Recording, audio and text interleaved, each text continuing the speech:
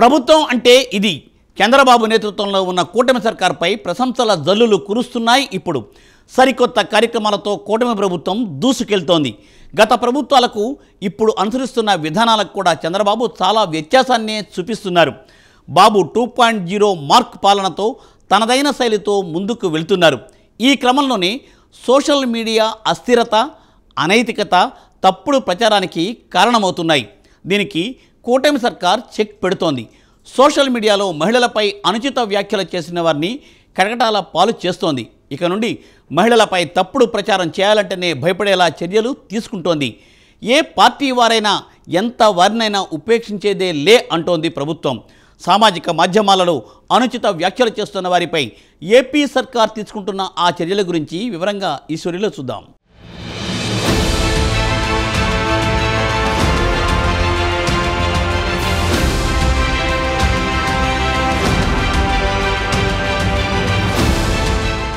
మానవుడు సంఘజీవి కానీ సామాజిక మాధ్యమాల వ్యాప్తితో భావ ప్రకటనలకు విస్తృత అవకాశం వచ్చింది కదా అని కొంతమంది సోషల్ మీడియాలో జంతువులా ప్రవర్తిస్తున్నారు. భావ ప్రకటన, మానవ సంబంధాల మెరుగు కోసం సామాజిక మాధ్యమాలు ఏర్పాటైన క్రమంగా విద్వేష ప్రసంగాలకు, తప్పుడు సమాచార వ్యాప్తికి, అసభ్య చర్యలకు అవి వేదికగా మారుతుండడం దురదృష్టకరం. ముఖ్యంగా వ్యక్తిగత విమర్శలు, ఇతరులను అవమానించడం, అశ్లీల పదజాలం వాడడం తదితర చర్యలతో సోషల్ మీడియా హానికరంగా, జుగుప్సాకరంగా తయారయ్యింది. రాజకీయ రంగంలోనూ సోషల్ మీడియా అత్యంత ప్రాముఖ్యతను సంతరించుకుంది. మన దేశంలో రాజకీయ పార్టీలు ఓటర్లను ఆకర్షించడానికి సామాజిక మాధ్యమాలను బాగా ఉపయోగిస్తున్నాయి. ప్రత్యేకంగా సోషల్ మీడియా సెల్స్ ని ఏర్పాటు చేసుకుంటున్నాయి. ప్రధాని నరేంద్ర మోదీ సైతం సోషల్ మీడియా ద్వారా విస్తృతంగా ప్రచారం నిర్వహిస్తున్నారు. అయితే రాజకీయ ప్రత్యర్థులపై ట్రోలింగ్, తప్పుడు ప్రచారాలకు సామాజిక మాధ్యమాలు వేదిక అవుతున్నాయి. విద్యావంతులుగా భావించేవారు సైతం సోషల్ మీడియాలో విద్వేషాన్ని చిందించడం, వ్యక్తిగత దూషణలకు పాల్పడడం, అసభ్యకరమైన వ్యాఖ్యలతో ఇతరులను అవమానించడం వంటివి తరచుగా కనిపిస్తున్నాయి. మహిళలను గౌరవించడమే భారతీయ సంస్కృతి సాంప్రదాయాల అంతఃసారం. అది అందరి ప్రాథమిక ధర్మం. కానీ మహిళలను లక్ష్యంగా చేసుకుని వారిని కించపరిచేలా అవమానకర వ్యాఖ్యలు చేయడం కొంతమందికి నిత్యకృత్యంలా మారింది. ఇటువంటి ప్రవర్తనను అరికట్టడానికి త్వరితగిన కఠిన చర్యలు తీసుకోవడం అత్యవసరం.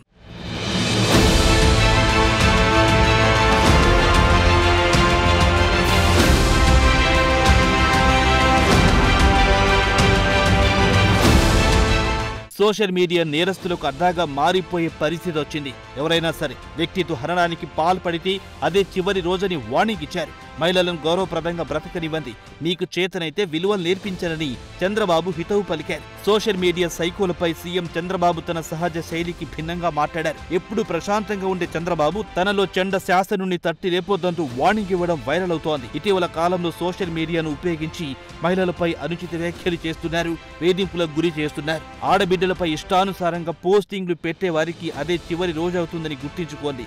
సోషల్ మీడియా నేరస్తులకు అడ్డాగా మారిపోయింది. ఎవరైనా సరే ఆడబిడ్డల వ్యక్తిత్వ హననానికి పాల్పడితే అదే చివరి రోజవుతుందని ఘాటుగా హెచ్చరించారు.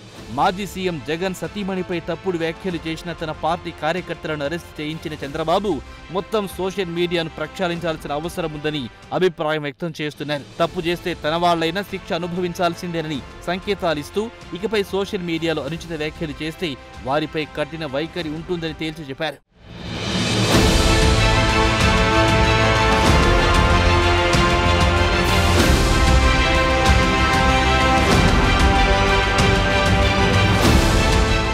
అయితే అసెంబ్లీలో బూతులు మాట్లాడేవారు తనను బూతులు తిట్టారని సీఎం చంద్రబాబు చెప్పారు. అది గౌరవ సభ కాదు, కౌరవ సభ అని అప్పుడే చెప్పారు. సీఎంగా అడుగు పెడతారని చెప్పారని, అలాగే అసెంబ్లీకి వచ్చారని గుర్తు చేశారు. ఆడపిల్లల క్యారెక్టర్ను హననం చేస్తే చూస్తూ ఊరుకునేదే లేదని హెచ్చరించారు.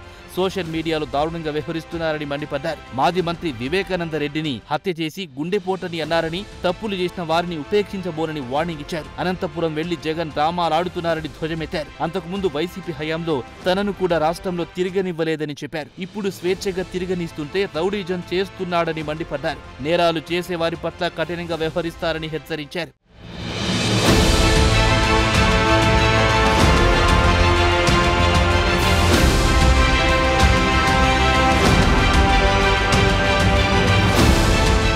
ఈ సందర్భంలోనే కొందరు విశ్లేషకులు 1995 పాలనను పోల్చుతూ పాలనలో పారదర్శకతకు పెద్దపీట వేస్తున్నారని రాజకీయ విశ్లేషకులు అభిప్రాయపడుతున్నారు. అయితే ముఖ్యంగా ప్రజల వద్దకు పాలన పేరుతో ఒకప్పుడు తీసుకొచ్చిన వ్యవస్థ సక్సెస్ కావడంతో ఇప్పుడు కూడా అదే పాటిస్తున్నారు. అయితే అప్పట్లో అధికారులు క్షేత్రస్థాయి సిబ్బందిని పంపిస్తే ప్రస్తుతం సీఎం చంద్రబాబు స్వయంగా ప్రజల వద్దకు వెళ్తున్నారని విశ్లేషకులు అభిప్రాయపడుతున్నారు. రాష్ట్రంలో నేరాలను అరికట్టేందుకు కూటమి ప్రభుత్వం చర్యలు తీసుకుంటుంది.